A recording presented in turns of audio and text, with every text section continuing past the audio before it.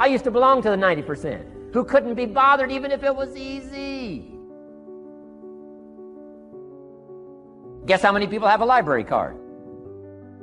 Wisdom of the world available. Transform your life in any value amount you want. By the way, how much is a library card in Texas? Free. Here's what free is. Easy. I mean, it can't be any easier than free. Somebody says, well, would you bring it by? No.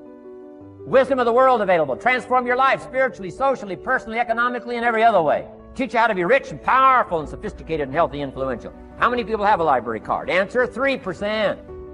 97% couldn't be bothered. Guy specializes in happy hour, but he doesn't have a card. And now readily and quickly blames the government and blames his company and blames policy and blames the pay scale. When if he only knew, if he joined the 3%, here's my advice to you today. Walk away from the 97%. Don't talk like they talk. Don't act like they act. Don't go where they go. Don't specialize in what they specialize in. Throw away the blame lists they cling to. Start you a new life. You say, well, is it as simple as getting a library card and join the 3%? And the answer is, of course. Of course. That's how easy this stuff is. This is so easy. It's so simple. It's not complex. You don't need a 2,000-year-old guru. You don't need multi-track affirmations. I'm telling you, don't. Affirmation without discipline is the beginning of delusion. Key. Don't let somebody sweep you into some contrary way to nature itself says, unless you labor. The miracle of the seed and the soil and the seasons and God and all the other stuff that's available, sunshine and rain, that's not available to you by affirmation. It is only available to you by labor. So labor well. Learn well. Discipline yourself well. And you can have all the treasures you want. This stuff's easy and simple. It's not ocean waves and seagulls. You don't have to move to Sedona where all the force fields come together. Let's teach our kids the simple ways to transform their health, number 1. Their economics, number 2. Their ability to communicate, number 3. Their life and treasure and lifestyle, number 4. Spirituality, number 5. And the list goes on and on. Let's not leave out any of the least of disciplines that encourage us to do the next one, to do the next one, to do the next one. First thing you know, this whole scenario for you is spinning up instead of out of control on the negative side. This is all you got to do. It's as simple as this. It's as simple as a start, committing yourself to life change. And once you start down this road, I promise you, you'll join the 10% and the 3%. Guess how many people can retire from the income of their own personal resources when it comes time to retire? Answer, 5%. In the most independent country in the world, 95% are dependent, 5% are independent. Take charge of your own retirement.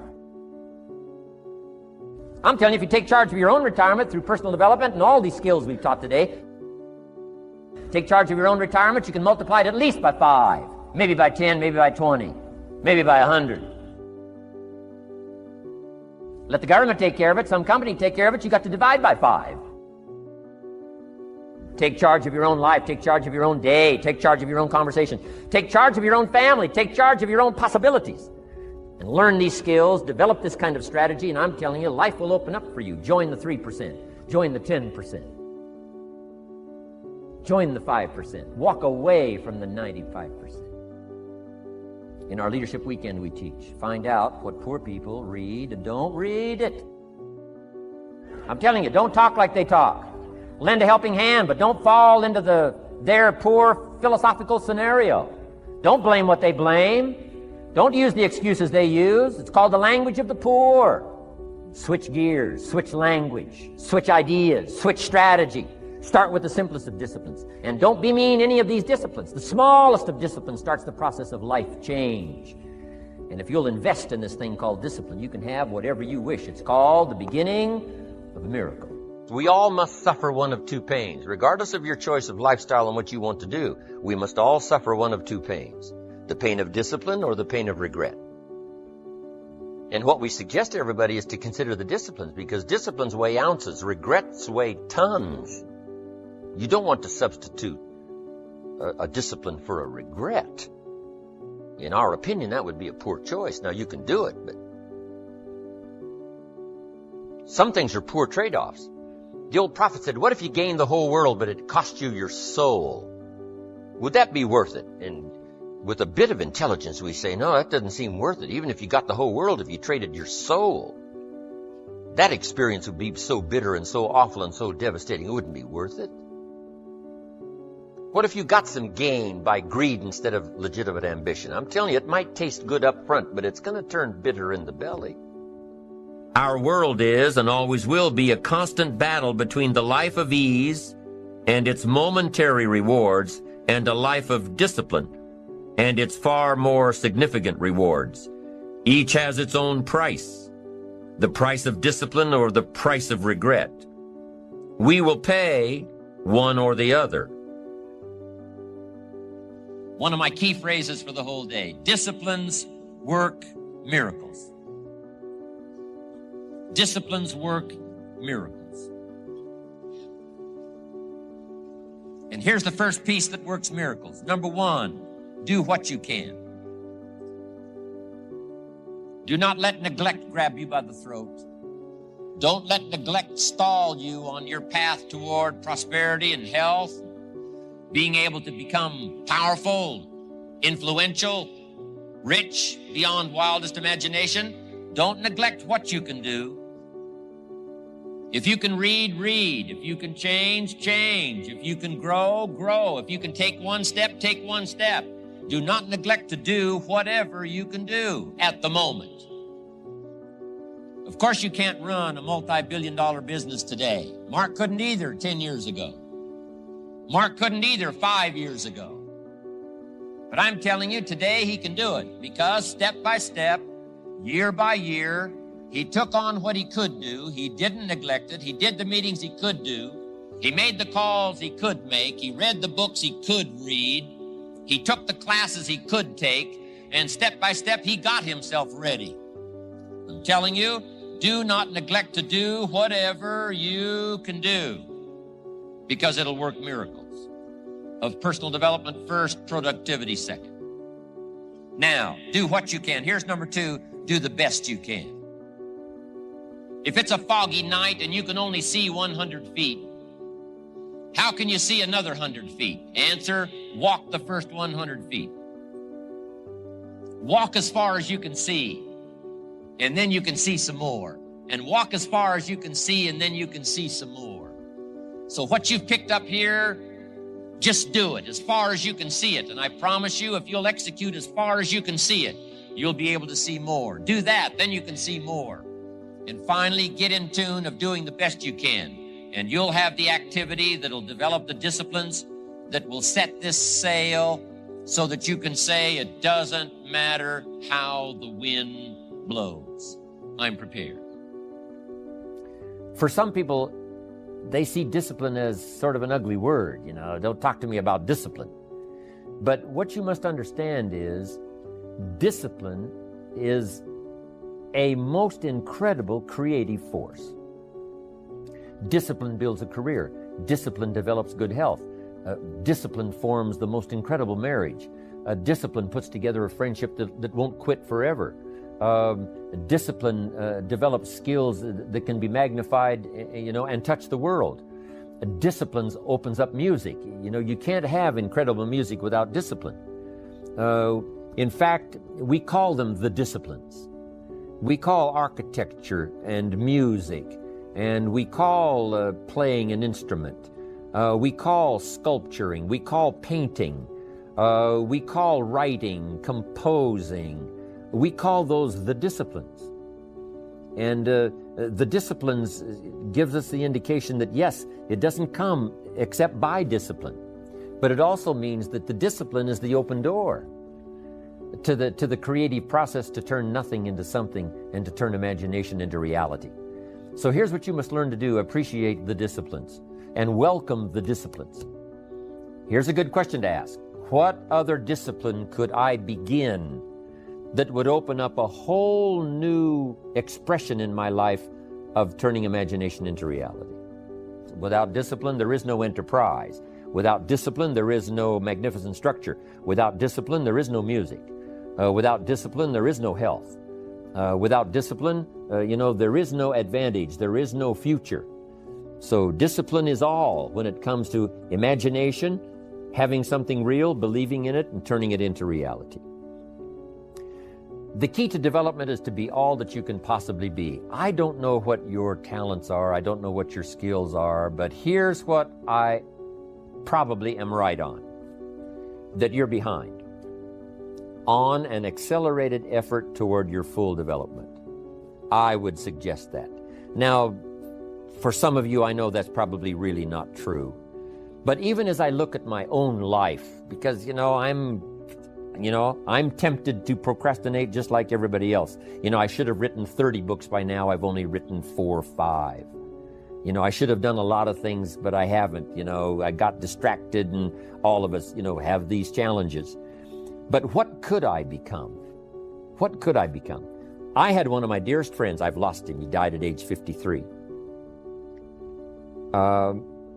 One day, and he drank a little too much. David drank a little too much, but he did all kinds of things. He was a builder, and he was a dreamer, and he did a lot of things. But his drinking sort of kept him in a fog for like years and years. About 6 years ago, he was sitting at the yacht club, and he was in a fog, and suddenly it occurred to him, I wonder what I could have accomplished all these years if I hadn't have been in this sort of foggy state. And he said that did it. And the last 6 years before he died, he was free. And he accomplished some incredible things that last 6 years. Being all that you can be, and not let habits drag you down. Not let things, sidetrack you from the full development of what you have the capable of being. What all could your heart encompass if you really had the chance and you really had the disciplines and really got to it? What could you really become? What could you earn? How healthy could you really be? How many books could you write? How many poems could you write? So here's what I would ask of you. If you feel that you're a little bit stalled, wherever you are in your progress, I'm asking you to correct that. I'm asking you to see if you can't possibly be on a more accelerated track toward your possibilities and your full development. Here's what life is all about. To become all that we can possibly be. The full development of all of your potential, that's number one. Number two is the wise use of all of your resources. That's what life is all about. Discipline. If there is a magic word that stands out above all the rest, this is the one. Discipline. Discipline is the bridge between thought and accomplishment. The bridge between inspiration and value achievement. The bridge between necessity and productivity. Remember, all good things are upstream. The passing of time takes us adrifting, and drifting only brings us the negative, the disastrous, the disappointment, and the failure. Failure is not a cataclysmic event. It is not generally the result of one major incident, but rather a long list of accumulated little failings. Failing in life is failing to think today, failing to act today, failing to care, to strive, to climb, to learn, to keep trying day by day. If your goal requires that you write 10 letters today and you write only 3, you are down 7 letters.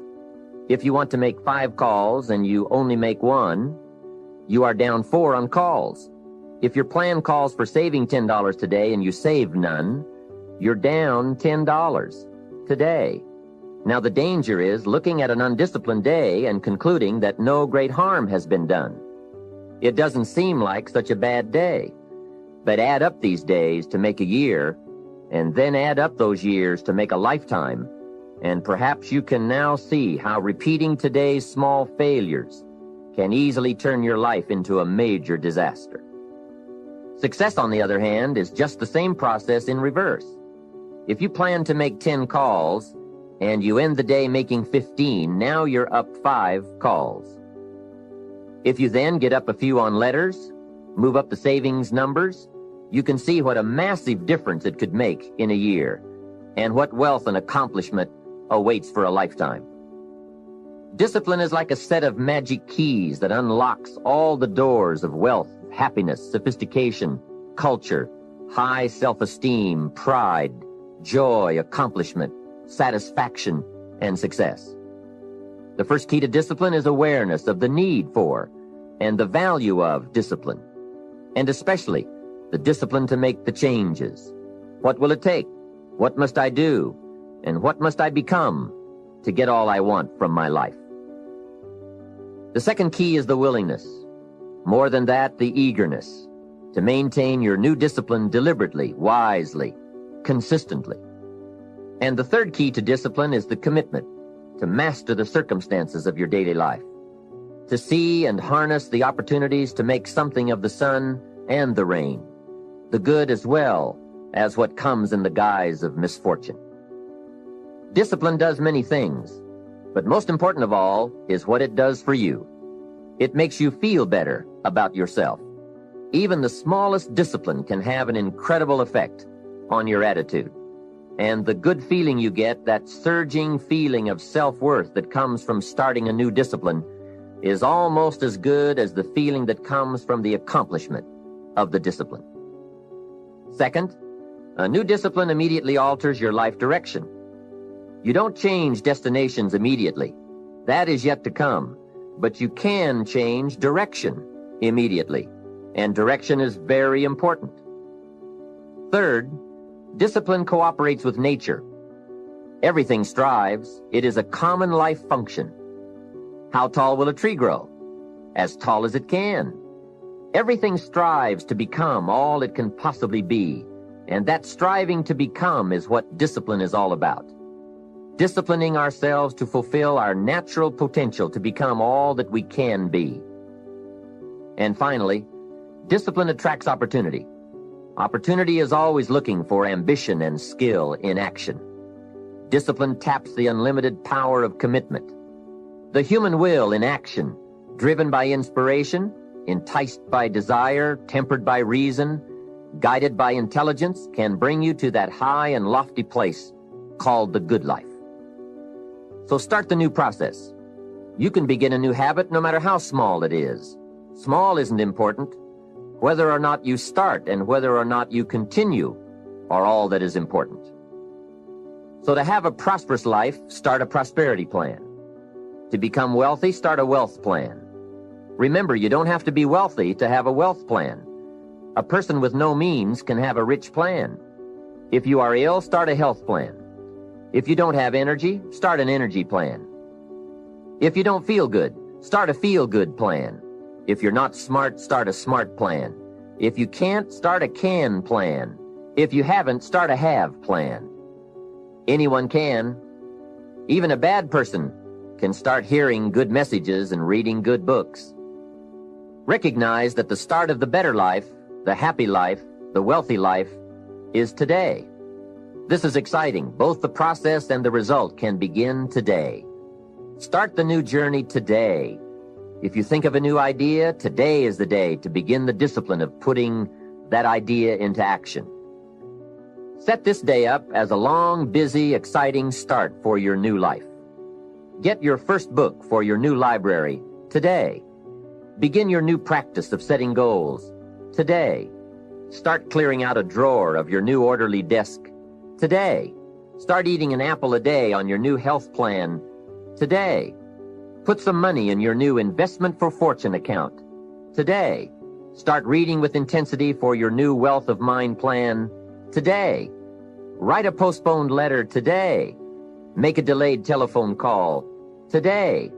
Pick up your camera and take a picture of something to start your new treasury of photographs today. Get some momentum going on your new commitment to the better life. See how many activities you can pile on in this first day. Go all out. Break away from the negative downward pull of gravity. Start the thrusters going. Prove to yourself that waiting is over, hoping is past, and that faith and action have now taken charge. It's a new day, a new beginning for your new life. With discipline, you can't believe the list of positive moves you can make in the first day of your new beginning. Here's the time to act. When the idea is hot and the emotion is strong. That's the time to act. You say, Mr. Rohn, I'd like to have a library like yours. See, if you feel strong about that, What you got to do is get the first book and then get the second book. Before the feeling passes and before the idea gets dim, action pronto, action immediate, action as soon as possible.